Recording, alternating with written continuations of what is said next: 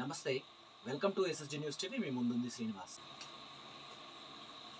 సవాల్ విసిరిండు సీఎం రేవంత్ రెడ్డి గారు కేటీఆర్ గారికి, కేసీఆర్ గారికి, మోదీ గారికి. దీని మీద మేము కూడా న్యూస్ చెప్పాం.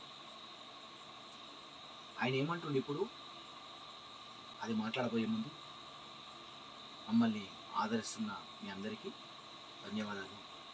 అదేవిధంగా సబ్స్క్రైబ్ చేయండి. మా సబ్జెక్టు పూర్తిగా వినండి. ఫస్ట్ నచ్చితేనే లైక్ చేయండి, లేకపోతే అయితే ఇవాళ రోజున ఒక సభ ఏర్పాటు చేసుకున్నారు కాంగ్రెస్ వాళ్ళు. ఒక సభలో ఎర్రవల్లి ఫామ్ హౌస్లో చర్చలు చేస్తారా? ఎర్రవల్లి ఫామ్ హౌస్లో చర్చలు చేస్తారా? దానికి మీ పరివారాన్ని పంపిస్తారా? అదే పరివారాన్ని మొన్న ఈ ప్రెస్ క్లబ్కి పంపిస్తే కాకపోనా అంటే అందులో చేయడానికి, అంటే మీ ఇష్టం వచ్చిన ప్రాంతంలో చేయడానికి అయితేనే బాగుంటుంది అన్న. అట్లాంటప్పుడు తను ముందే అడిగినారు కదా, మీకు ఇష్టం వచ్చిన ప్లేస్ చెప్పండి సార్, మీరు ఎక్కడంటే మేము అక్కడే అని చెప్పేసి అన్నారు కదా. ఏంటి సార్ ఇది? సార్ చూడండి తను ఏం మాట్లాడుతున్నారు. అసలు సీఎం రేవంత్ గారు ఏం మాట్లాడుతున్నారు వినండి ఒకసారి. లేదా ఈ వీధి భాగవతాలు మంచివి కావు. 10 సంవత్సరాల అధికారాన్ని చెలాయించిండ్రు. 10 సంవత్సరాల తర్వాత ప్రజలు ఒక తీర్పు ఇచ్చిండ్రు, స్పష్టమైన తీర్పు. ఆ తీర్పును గౌరవించండి. ఇక ఇదొక మార్గం. రెండవది, సరే మీ లైన్లకే కొంచెం వస్తా, ఎప్పుడో ఎక్కడికైనా వస్తా, ఎక్కడికైనా రామ, ఎక్కడికి వద్దు స్వామి, ఎర్రవల్లి ఫామ్ హౌస్కు నేనే మా మంత్రుల బృందాన్ని పంపిస్తా, ఏం ప్రాబ్లం లేదు. తారీఖు చెప్పు, మొత్తం ఈ సెటప్ అంతా తీసుకొని వస్తారు మా వాళ్ళు.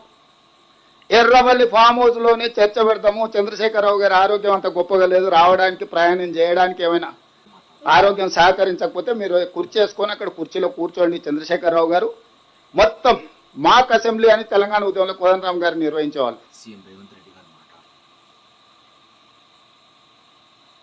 పబ్బులకి క్లబ్బులకి వెళ్ళే అలవాటు నాకు లేదు అనేసి అన్నారు. అంటే పబ్బులకి క్లబ్లకి వెళ్ళే అలవాటు. రేవంత్ రెడ్డి గారు ఒక్కసారి గుర్తు చేసుకోండి. కేటీఆర్ గారు మిమ్మల్ని అడిగిండు, ఎక్కడ చర్చిద్దాం, మీరైనా చెప్పండి, లేకపోతే నేను చెప్పిన ప్లేస్కైనా రండి అని చెప్పేసి అన్నారు. అవన్నీ కాకుండా ప్రెస్ క్లబ్లో నిర్వహించింది. ప్రెస్ క్లబ్ అంటే మీడియా ద్వారా మనం ప్రజల్లో ఏంటిది ప్రజా కోర్టు అంటారు చూసినారా, ఆ విధంగా చర్చిద్దాం మనిషి అన్నారు. దానికి మీరు విలువ లేకుండా చేస్తున్నారు. క్లబ్బులు పబ్బులు అని చెప్పేసి ప్రజల మధ్యన మాట్లాడదాం అని చెప్పేసి అన్న మాటకు, అంటే ఈ ప్రెస్ క్లబ్కు తాగి తందనాలు ఆడే ప్రెస్ క్లబ్లకు తేడా లేకుండా మీరు మాట్లాడతారు. ఇక్కడ గమనించాల్సింది ఏంటంటే, మరి ఇంతకు పూర్వం మీరు రిపోర్టర్గా చేసినారు కదా, అప్పుడు కూడా మీరు ప్రెస్ క్లబ్ను ఆశ్రయించలేదా? అంటే మీ మాట అబద్ధమేనా? ఎందుకంటున్నానంటే, గతంలో ఎలక్షన్ కంటే ముందు, ప్రభుత్వాన్ని ఏర్పరచకంటే ముందు, మీరు ఎలక్షన్లకు ముందు దేన్ని వాడుకున్నారు? ప్రెస్ క్లబ్లను వాడుకోలేదా? మీడియాని వాడుకోలేదా?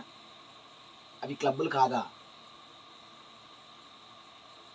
అంటే ఈ క్లబ్బుల్లో ఇంకోటి ఏమన్నారు, కేటీఆర్ గారు పిల్లకుంక, కేసీఆర్ గారు వస్తే బాగుండు అనేసి. అంటే కేసీఆర్ గారు వచ్చినా రాకున్నా మీరు పిలిచిన పిలుపుకే ఆయన స్పందించిండు కదా.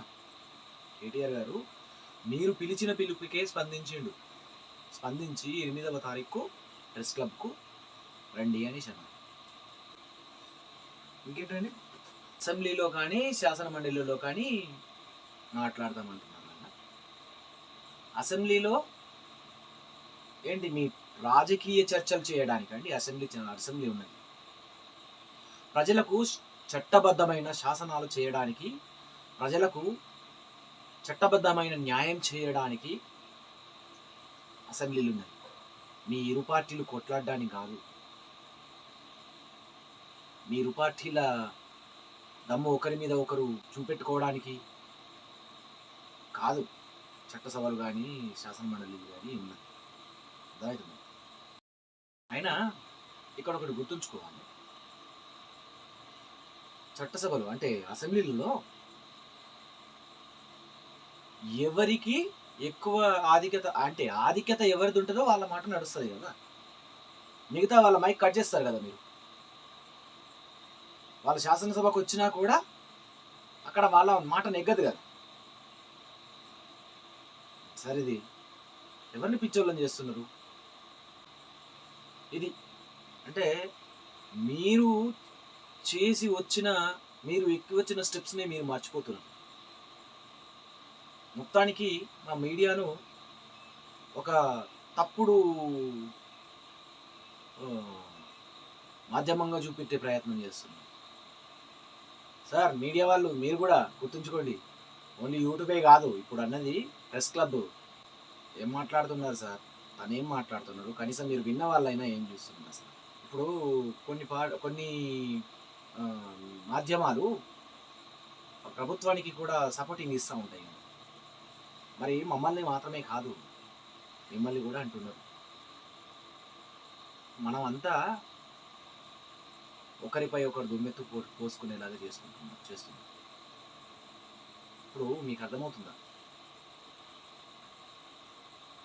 ప్రెస్ క్లబ్ అంటే మీడియా అంతా ఒకటే, ఏదైనా కూడా ఒకటే.